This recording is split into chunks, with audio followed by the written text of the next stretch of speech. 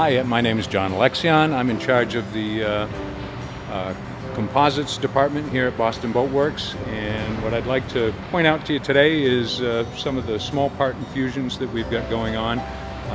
Over here we have a couple of our small settee hatches that go on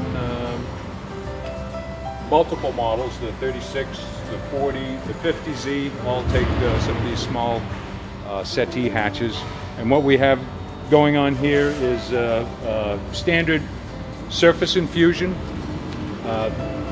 Material is put in dry and it's bagged. The resin is introduced under pressure, so we've got nice consolidated laminate with no air voids. What you see here is a silicone bag. It's 6 layers of silicone with a mesh in the middle, and we've placed an already made hatch inside the mold, and we've added some air lines for the silicone mold and a lot of wax, and we start laying up all these layers of silicone, and once that's done, you can take out this hatch and produce a new one and dry stack it, load it up, and cover it with this silicone bag. We have a port that goes right in here, right over here. This port is our feed line, and we introduce resin through here, and we draw vacuum out of a valve from the bottom, and we shoot it.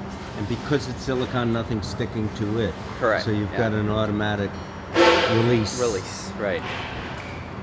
Fantastic. And the finished hatch is smooth, and there's minimal repair to be done on the hatch.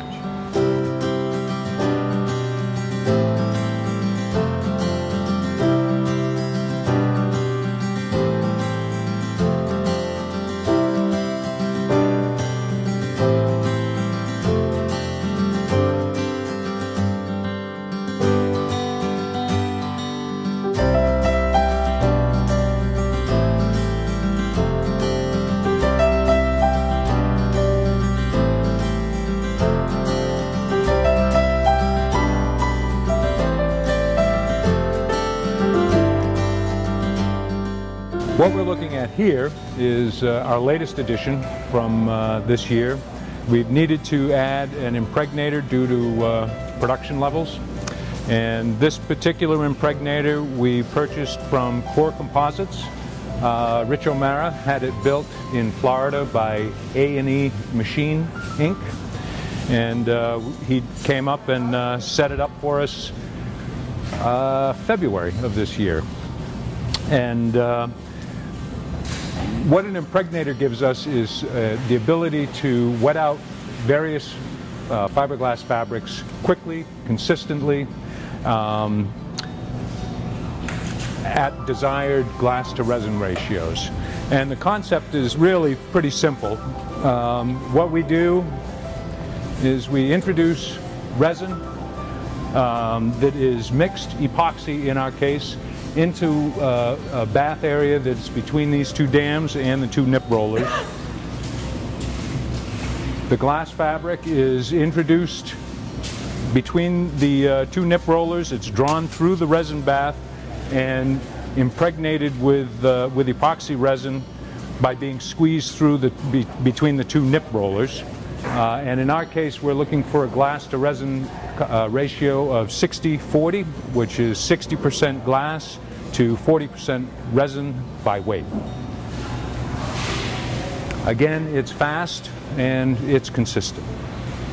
To give us some different open times with the epoxy, on skin coat day we run 229 hardener, which is a bit faster than the 237, which we use for the main layup. And those are all run through our resin pump and all set up on a rack system over here. One of the huge benefits that we have at the new facility is temperature control. As with any chemical reaction, temperature is hugely important. And we were previously in East Boston at the mercy of the weather. Hot days, cold days, was difficult to keep the shop cool, it was difficult to keep the shop warm. Here we have air conditioning. In the summertime, we'll be able to keep it dry and relatively cool, so that we have predictable cure rates on our epoxy, and it's much more comfortable for the guys as well.